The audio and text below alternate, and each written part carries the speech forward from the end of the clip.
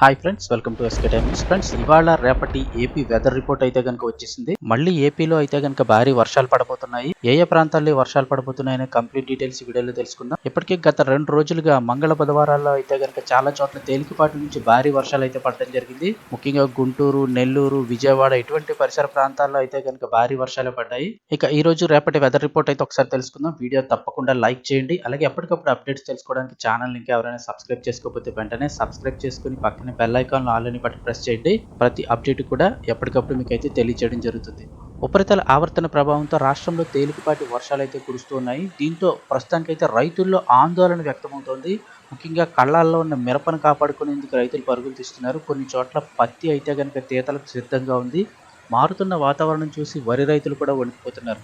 కొన్ని చోట్ల నూర్పిడి చేసిన ధాన్యాన్ని ఆరబెట్టగా మరికొంత అయితే కోతలపై ఉంది. సో రైతులైతే ఇప్పుడున్న వర్ష ప్రభావం యొక్క పరిస్థితి చూసి చాలా అయితే కంగారు పడుతున్నారు.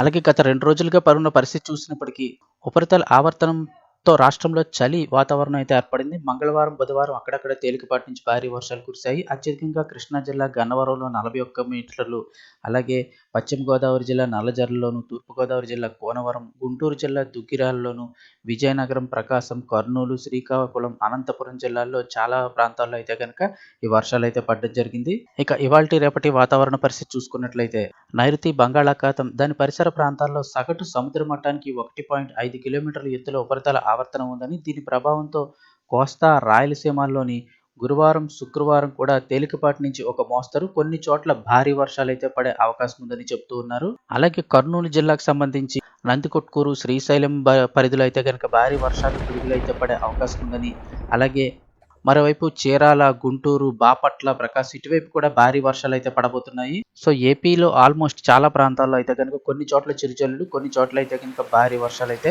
పడుతున్నాయి. రానున్న 2 రోజులు కూడా ఇదే విధంగా వాతావరణం ఉంటుందని వాతావరణ శాఖ అధికారులు అయితే కనుక హెచ్చరిస్తూ ఉన్నారు. సో ఇది ఫ్రెండ్స్, ఇప్పుడే వచ్చిన వాతావరణం అప్డేట్ అయితే కనుక వీడియో తప్పకుండా లైక్ చేయండి. అలాగే ప్రతిరోజు లేటెస్ట్ అప్డేట్స్ తెలుసుకోవడానికి ఛానల్ అయితే సబ్స్క్రైబ్ చేసుకొని ఫాలో అవుతుండండి. Thanks for watching this video.